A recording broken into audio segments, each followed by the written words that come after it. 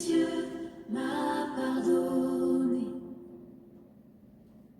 Blanc, oui, plus blanc que la neige. J'ai dans ton retraite, mon péché, ma honte. Et par cette alliance, tu me restaures. Merci Seigneur. Merci Père pour cette journée.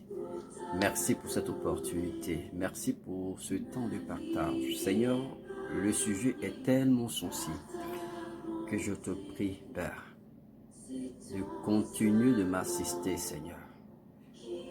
Seigneur, je ne veux pas parler de mon chef, mais je veux parler selon ton esprit, Seigneur. Et donne-moi de dire ce qui est conforme au principe du royaume, parce que nous appartenons à un royaume. Ton royaume. Père, merci Seigneur. Merci de bénir ce moment. À toi toute la louange, au nom puissant de Jésus. Amen, amen, amen, amen, amen. Waouh, waouh, waouh, waouh, waouh. Merci beaucoup, beaucoup. Que Dieu vous bénisse. Alléluia. Je suis très heureux d'être avec vous encore. Oh, bien-aimé, que Dieu vous bénisse. Qui vous bénisse. Que la puissance de son esprit illumine les yeux de votre cœur, afin que vous sachiez, afin que vous compreniez, afin que vous possédez l'espérance qui s'attache à cet appel que nous avons en Christ. Soyez infiniment bénis, que votre maison soit bénie, que vos enfants soient bénis, que vos entrailles soient bénies, que vos mains soient bénies, que vos pas soient bénis au nom de Jésus-Christ. Oh, quelle joie! Heureux de vous retrouver. Et avant d'aborder le thème de ce jour, je tiens déjà à remercier toutes ces personnes qui se sont déjà abonnés sur notre chaîne. Ça nous fait vraiment du bien parce que vous savez que avec la chaîne YouTube, si vous n'avez pas atteint au moins 1000 abonnés, il est difficile de faire déjà les directs à partir du téléphone. Donc déjà, nous espérons que tous ceux qui viennent pour écouter prendront le temps aussi de s'abonner. Bon, ce n'est pas une contrainte, ce n'est pas une obligation, c'est seulement un désir que j'aimais. Que Dieu vous bénisse. Merci beaucoup, merci, que Dieu vous bénisse. Et à la suite de la vidéo que j'ai faite en direct sur ma page YouTube, sur la page Facebook, compte tenu des réactions, j'ai voulu aborder le volet mariage. Parce que je suis un homme normal, qui aime le Seigneur, qui est conscient aussi des problèmes dans l'église, ou du moins au milieu du peuple de Dieu. Et je sais que j'ai mal souvent quand je vois certaines personnes qui vieillissent dans l'église. Elles vieillissent dans l'église. Hein? D'autres sont obligés souvent de prendre d'autres raccourcis pour avoir un enfant, pour se marier. Tout ceci n'honore pas Dieu. Et je pense que c'est de notre devoir, nous qui pensons connaître un tant soit peu le Seigneur, d'expliquer, de parler, d'exhorter et d'encourager. Donc j'aimerais encourager tous ces frères, toutes ces sœurs qui ne savent pas quoi faire, qui ne savent pas comment s'y prendre. Et je veux revenir sur le mariage. Le mariage et comment aborder la sœur, comment aborder un frère. Bon, déjà, c'est pas bien d'aborder un frère. Et je tiens à dire, ce que je vais dire, je le dis dans un cadre purement chrétien. Voilà, il faut que ce soit clair. C'est dans un cadre purement chrétien. Et ce n'est pas un prétexte pour vivre dans le désordre. Vous savez que c'est pas à ça nous sommes appelés. Nous devons avoir une vie saine, une vie pure, une vie qui honore Dieu. Lorsque nous entamons une relation, elle doit se faire dans la sainteté. Elle doit se faire tout en honorant Dieu. Elle doit se faire dans le respect mutuel de l'un et de l'autre. Le respect mutuel de l'un et de l'autre ne commence pas dans le foyer, mais commence déjà dans les fiançailles. Commence même dans les premières heures où nous remarquons le frère, où nous remarquons la sœur. Il faut que le respect mutuel commence déjà à se manifester entre vous, entre toi et la sœur ou entre toi et le frère. Donc, qu'est-ce que je veux dire? Je sais que c'est pas facile. C'est pas facile. Ce n'est pas facile, surtout quand il y a des des différences de classe sociale, des différences des différences de classe sociale, de famille, de noms.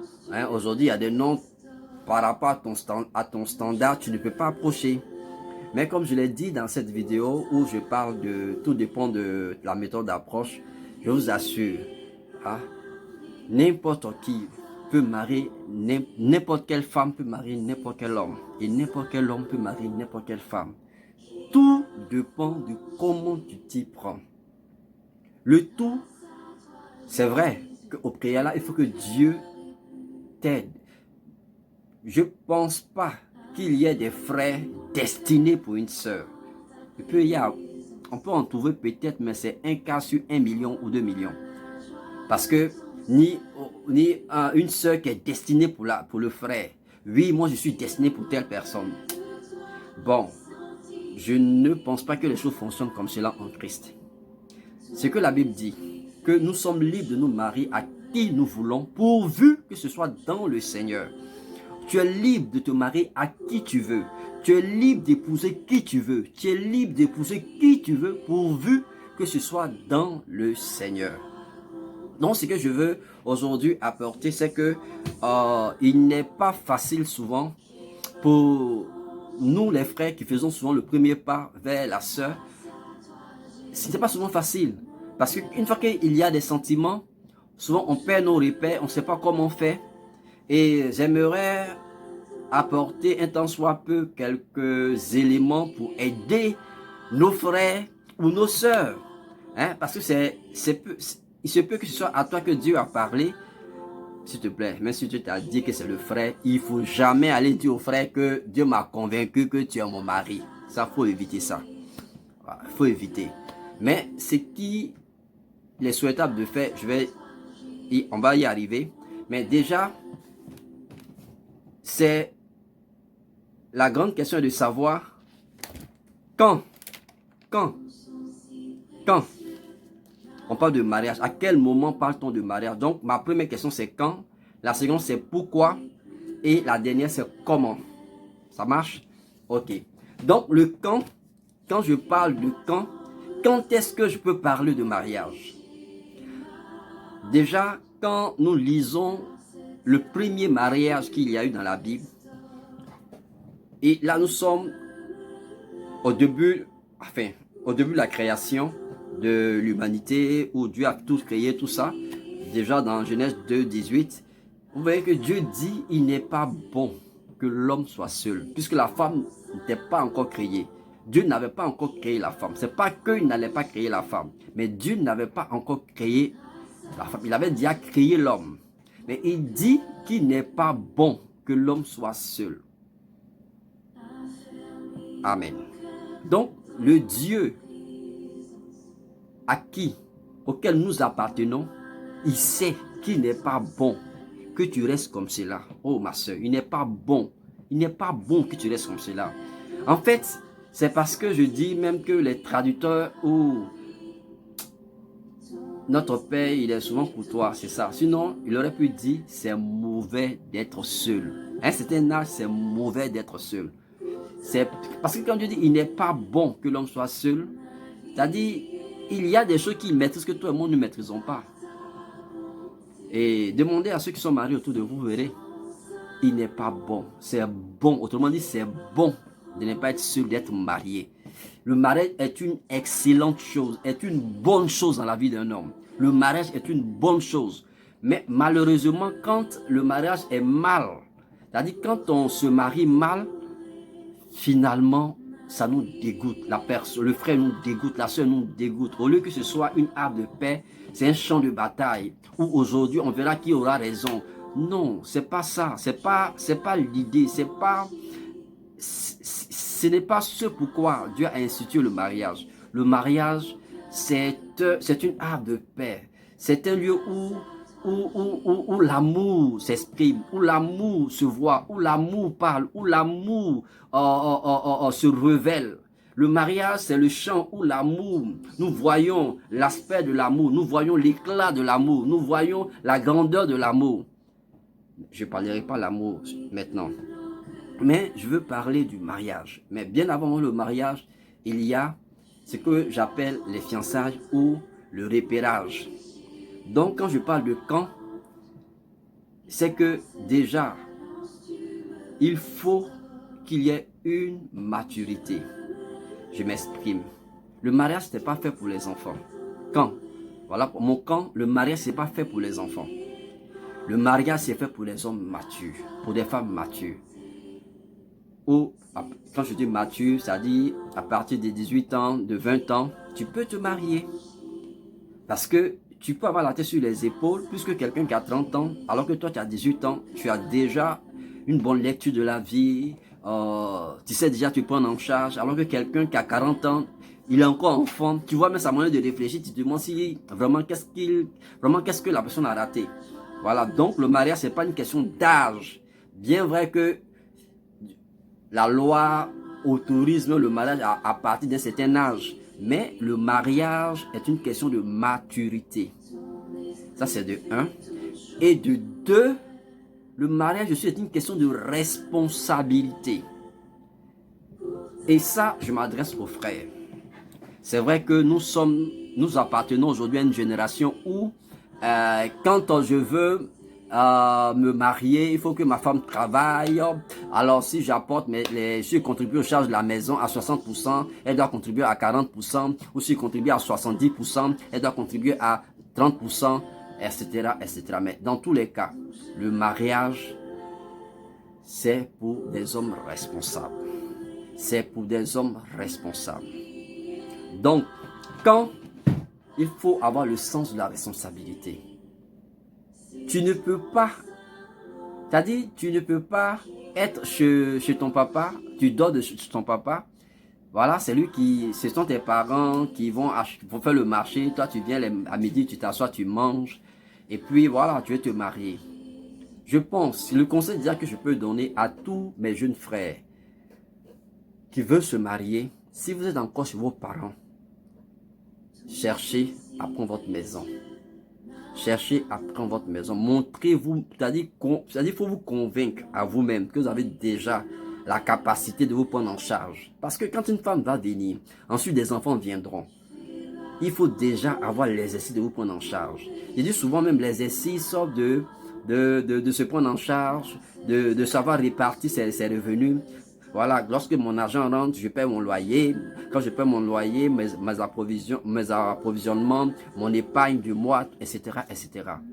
Donc, ça, c'est le préalable.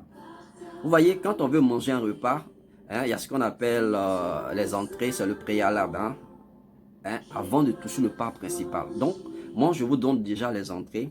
Il faut déjà que si tu veux te marier, je parle pour le moment pour l'homme, je parle à l'homme. Tu as 18 ans, tu as 19 ans, tu as 25 ans, tu as 50 ans. Déjà à 50 ans, tu n'es pas marié. Il y a quelque chose qui ne va pas. Pourquoi tu t'es pas marié jusqu'à 50 ans? Bon, peut-être tu es pris par tes études, ok. Ou bien peut-être que, bon, les femmes, c'est pas ton truc, il n'y a pas de problème. Mais je pense, bon, de toute façon, celui qui ne se marie pas à 50 ans, celui qui même que le fils de se marier, il n'a pas péché. La Bible en parle, c'est pas un problème. Dieu en parle dans sa parole. Je te condamne pas, je t'accuse pas, j'ai aucun souci avec. Mais je dis seulement que je pense que avant de parler de mariage, à partir de quand parler de mariage, on parle de la maturité et de la responsabilité. Quand tu commences à développer ces deux éléments dans ta vie, déjà tu peux rêver au mariage. Tu peux rêver au mariage. Et en ce qui concerne les femmes, à quel moment une femme peut rêver au mariage? C'est pas à 15 ans. Non, non, non, c'est pas à 15 ans. C'est aussi à partir de 18 ans.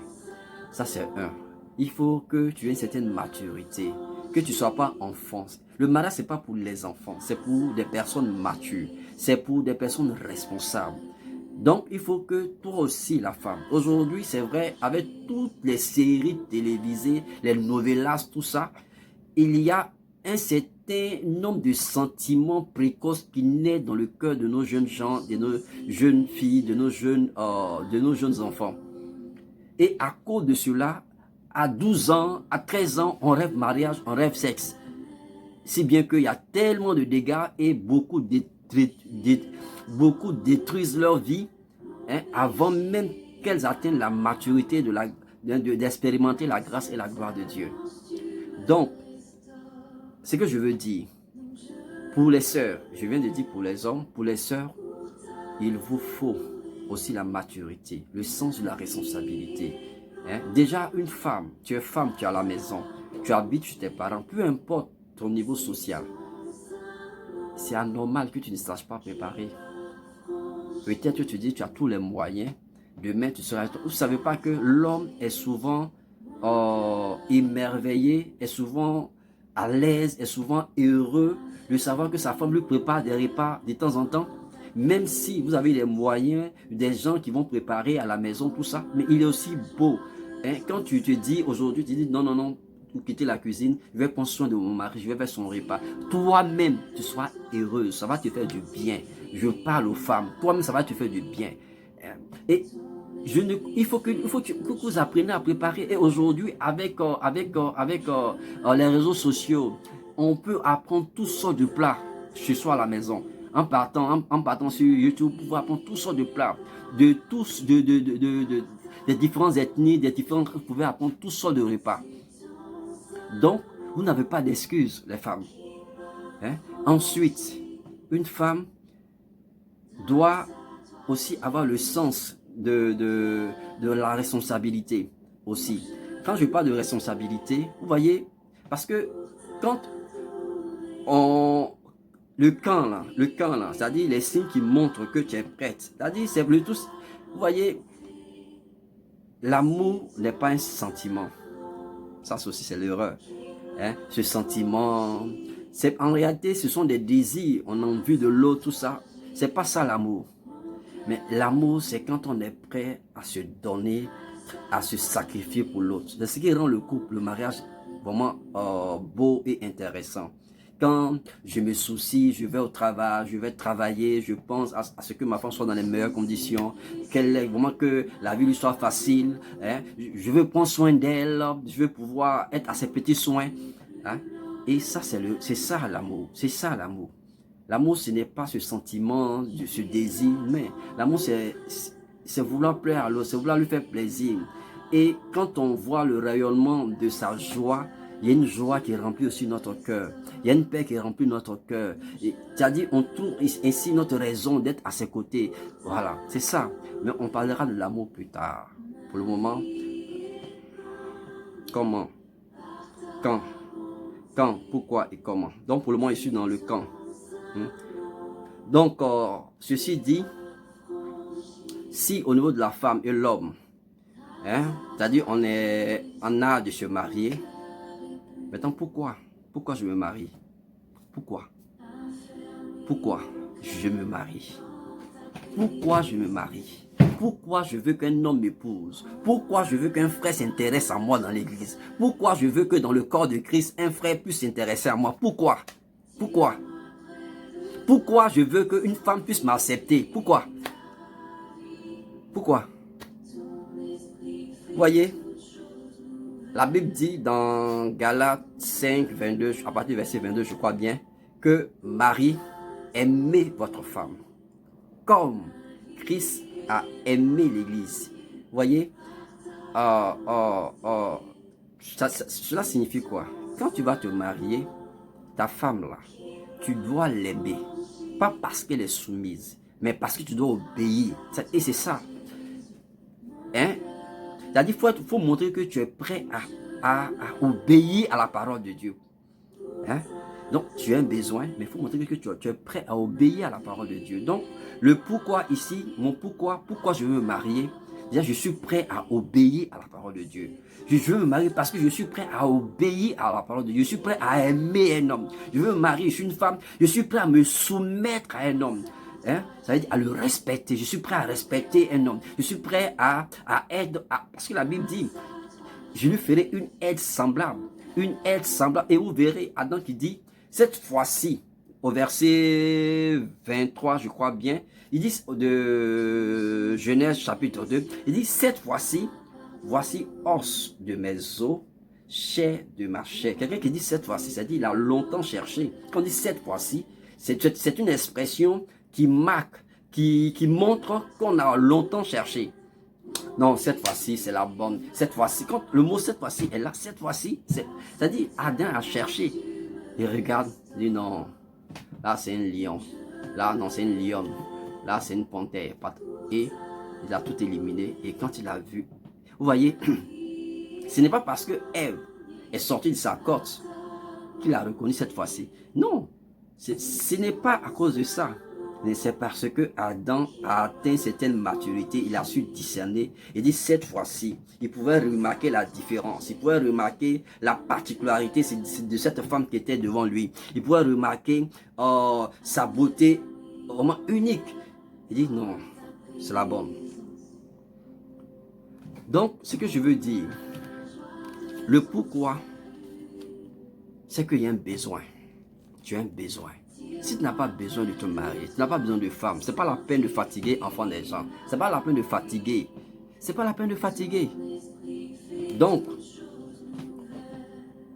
cette première intervention, nous parlons de comment aborder. Donc, le pourquoi, c'est le besoin. Je suis dans le besoin de me marier. Je sens que je suis seul. Je sens que je suis seul. Je veux me marier. Et le pourquoi, c'est très important. Vous voyez des gens qui veulent se marier parce que il a besoin d'une soeur. Comme dans sa famille, il n'a pas eu de soeur, il veut se marier parce qu'il a besoin d'une soeur. Mais tu serais un mauvais mari. Ou bien tu veux te marier parce que tu as besoin d'un grand frère. Tu serais une mauvaise femme. Ton pourquoi n'est pas bon. On ne se marie pas parce qu'on a besoin d'un grand frère. Ou bien, non, mon papa m'a tellement impressionné que je veux me marier parce que cet homme-là, il ressemble tellement à mon papa. Quand je vois mon papa au travers de lui. Ma soeur, on ne se marie pas parce que on veut quelqu'un qui va s'identifier à son papa. On se marie avec un homme qu'on veut aimer et un homme pour lequel on est prêt à se soumettre. Pour lequel on est prêt à se soumettre. Maintenant, si le quand et le pourquoi est réglé, on va aller au comment. Et c'est là le véritable problème, le comment. Je le dis et je le dirai toujours. Quand je parle avec certaines personnes, certaines connaissances qui viennent me voir, qui ont des lacunes, qui ont des difficultés, oui, Dieu m'a dit, Dieu m'a parlé, mais ils n'arrivent pas. Et certains, même malgré la révélation, malgré les convictions, ça ne marche pas. Écoutez, je veux vous dire une chose. Ta conviction, bien vrai que Dieu t'ait parlé, mais cela ne veut pas dire que le fait que Dieu t'ait parlé, la volonté de l'autre soit brimée. Non, c'est pas Dieu. Dieu ne fonctionne pas comme ça. Dieu ne fonctionne pas comme ça. Non, Dieu dit tu es ma femme. En tout cas, si tu ne me pousses pas là, tu vas voir. La personne va rien voir ici. Elle va rien voir ici. Si elle ne te pousse pas, elle va rien voir ici. Il y aura aussi un autre frère qui va épouser. Elle va se sentir à l'aise. Si du moins, si elle marche avec l'Esprit de Dieu. Et puis comment se fait-il que toi, Dieu te parle et puis la sœur Dieu ne lui dit rien? Donc, révise-toi. Si Dieu t'a parlé, demande à ce Dieu qui t'a parlé de lui parler aussi. Et si vous avez la même conviction, bon, les choses, bon, là encore, il n'y a pas conseil. Vous avez eu la même conviction, Dieu vous a parlé, à nous aller. Mais je suis dans le cas où c'est à toi Dieu a parlé. Tu es un frère, Dieu t'a dit, Dieu t'a montré. Je prends la première étape. Dieu t'a parlé, c'est ma soeur, c'est ma femme, la femme que je veux épouser. Elle sera la mère de mes enfants, la femme avec qui je vais démontrer de l'amour. Je vais être quelqu'un qui obéit à la parole de Dieu pour lui montrer que je l'aime. Vraiment, je vais lui témoigner, je vais lui manifester de l'amour selon que Dieu me le demande. En tout cas, c'est la femme de ma destinée, etc., etc., etc. Mais comment je peux approcher cette femme? Surtout que pour beaucoup, on ne sait pas comment s'y prendre. Ben, pour moi, je pense que la vie en elle-même, elle est compliquée. Si tu te compliques la vie, tu ne vas pas t'en sortir. Il faut prendre les choses simplement. Donc, qu'est-ce que je dis? il y a plusieurs approches. Mais par-dessus tout, laissez-vous conduire par l'Esprit de Dieu. L'Esprit de Dieu est très sage et il est très intelligent et il est très stratège. Ça, c'est la première des choses. Maintenant, comme je sais qu'on n'a pas tous le même niveau de communion, de sensibilité avec l'Esprit de Dieu, ce que je veux dire ici, c'est que tu peux réfléchir. Dans un premier temps, prends le temps d'observer la sœur. Je parle aux hommes d'abord. Prends le temps d'observer la sœur. Prends le temps de l'observer de manière discrète. Si je pense que dans l'église, tu dois avoir 2 ou 3 frères qui sont tes amis avec qui tu es proche, renseigne-toi. Cette sœur-là, vous la connaissez, je la vois. Elle s'appelle comment? Il y a longtemps qu'elle est convertie, elle est baptisée. Renseignez-vous, renseigne-toi. Quand tu collectes toutes ces informations, ça c'est la première étape. Si c'est possible même de savoir ce qu'elle aime, ce qu'elle n'aime pas. La seconde étape, il faut créer maintenant le contact. Et il y a plusieurs possibilités. Dans un premier temps, tu peux voir peut-être une personne que vous connaissez en commun. Tu dis, mais écoute, j'ai besoin de ton aide.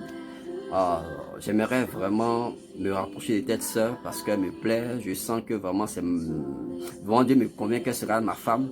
Mais je sais comme c'est difficile de parler directement et je ne veux pas aussi brouiller les cartes parce qu'il est toujours bon de prendre du temps avant de parler.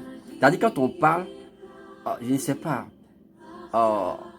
il ne faut éviter, c'est-à-dire il faut te donner toutes les chances, toutes les chances de réussir ta démarche.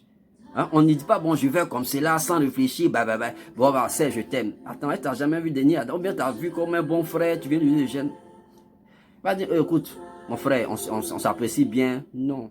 Donc, tu vois la soeur, tu vois le frère, on crée le contact, et tu dis, mais écoute, est-ce que je vais te donner de l'argent? Bien, écoute, essaie de trouver quelque chose, on va se retrouver chez toi, on va manger ensemble, tu invites la soeur, tu m'invites, tu peux aussi inviter un autre frère ou une autre soeur, pour que ça ne passe pas trop, c'est-à-dire, il ne faudrait pas que ce soit trop téléphoné, vous vous retrouvez, vous échangez, et tu en profites pour prendre, une soeur. Vraiment, c'est vrai que je te vois dans l'église, mais bon, c'est vrai qu'on ne se parle pas comme ça ne te gêne pas que je prenne ton numéro. Déjà, tu vas tester la soeur.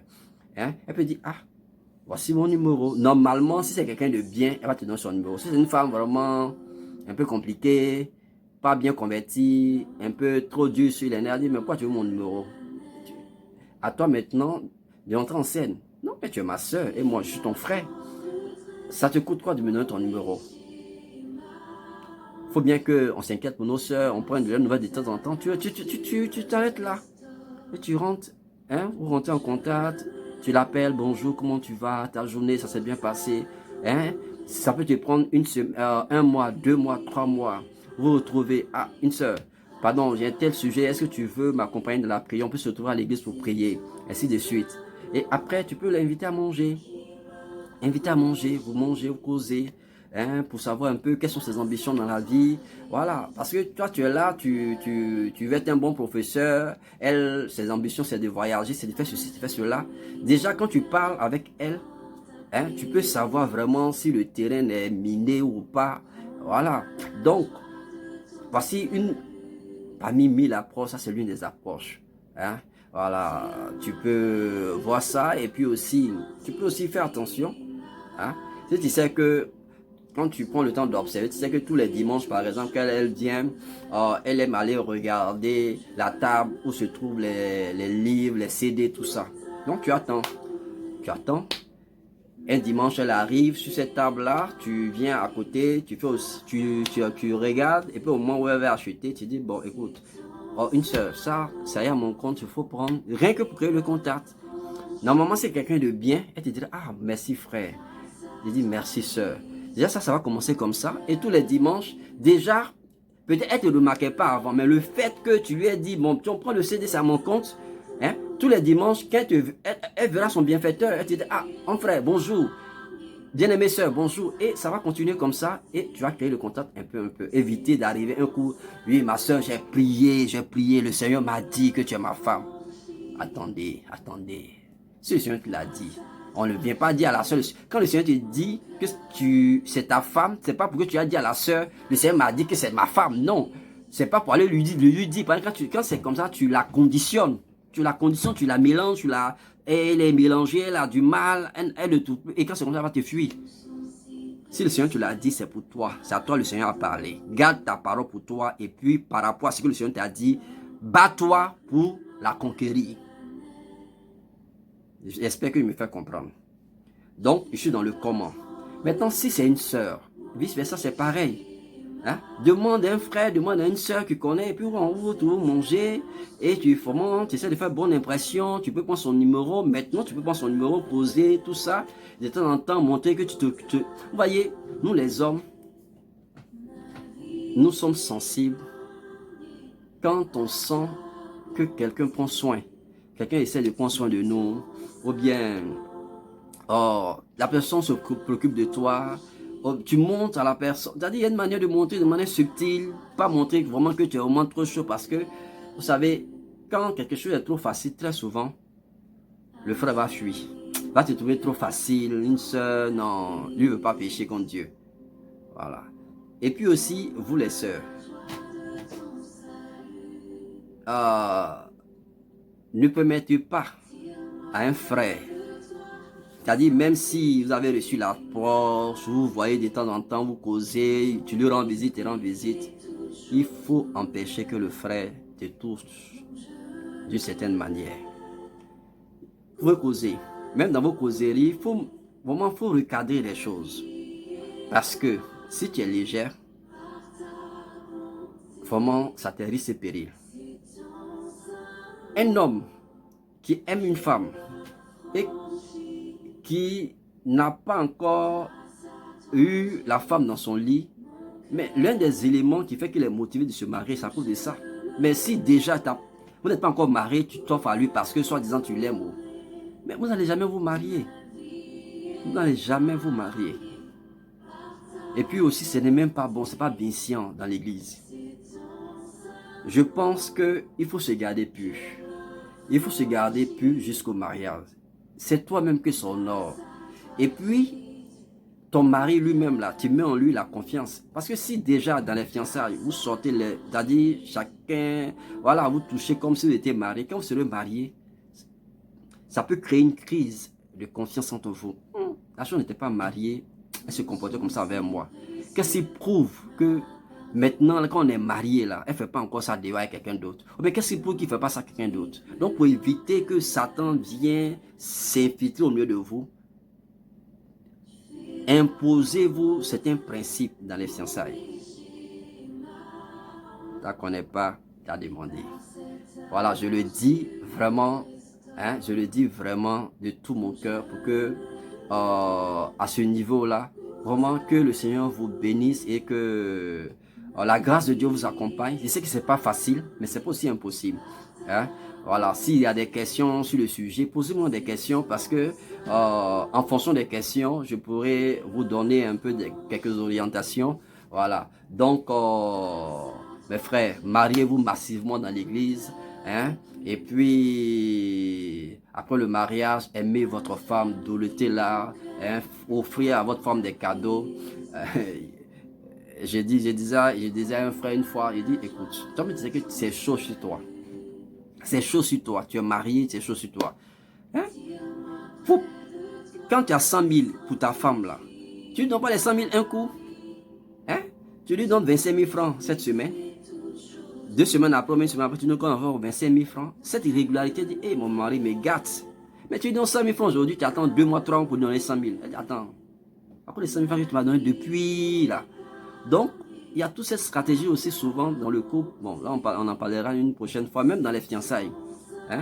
Quand les choses sont claires entre vous, les petits cadeaux, quand c'est l'anniversaire de l'autre, quand c'est l'anniversaire de la maman de l'autre, il faut que la dame, elle sent que, même ses parents, même tu as accepté. Que l'homme sache, qu'il sente que même ses parents, même tu as épousé sa maman. Tu as accepté déjà sa maman. Mais quand il s'agit de sa maman, tu es là, tu te braques, mon cher. Monsieur là, il va trouver des raisons pour te laisser en route. Ou bien, quand il s'agit de sa maman, tu la braques. Elle se braque, tu te braques. Elle va trouver des raisons pour te laisser en route. Donc, bref, hein, maintenant, si le Seigneur vous fait plus la grâce, vous pouvez chercher même être ami à votre belle-mère, à votre belle-mère ou bien vos beaux-pères. Et puis lui, c'est-à-dire vous montrer hein, vos bons côtés. Hein. Et puis, je ne comprends pas les gens. Tu veux te marier avec une femme. Hein? Et puis c'est toi, tu montres que tu es nerveux. Mais tu la traumatisée, elle aura peur de t'épouser. Elle aura peur. Elle aura peur de t'épouser. Donc, voilà, ça c'est les petits conseils. Donc, pour se marier, j'ai parlé du quand, pourquoi et comment. J'espère que cette vidéo fera du bien et vous aidera. En tout cas, n'ayez pas peur. Parce que l'un des problèmes aussi, c'est ça, la peur. Quand je vais aller, voilà, tu vois, ton cœur bat, vous les sœurs, c'est pas facile, hein, c'est pas facile. Nous les hommes là, c'est pas facile, hein. Comprenez-nous aussi, c'est pas facile. Maintenant, il faut prendre ton courage à deux mains, tu vas voir. Tu essaies de trouver, voilà, des voies et moyens. Bon, certains vont voir les pasteurs. Pasteur, voilà, j'aime la sœur. Mais moi, j'aime pas qu'on implique déjà les pasteurs au premier abord. Si tu as commencé, tu as pris un certain nombre d'informations, tu peux aller voir le pasteur. Ah, une pasteur, depuis un certain temps, j'observe cette sœur, vraiment me plaît et je veux vraiment faire du sérieux. Le pasteur peut te donner son avis et tu vas apprécier. Hein? Il peut te dire, ah, c'est vrai, peut-être jusqu'à présent, tu as vu ça, mais il y a telle chose, faut prendre en considération. Tout ceci, c'est pour ton salut. Il ne faut pas dire niet. C'est pour ton salut.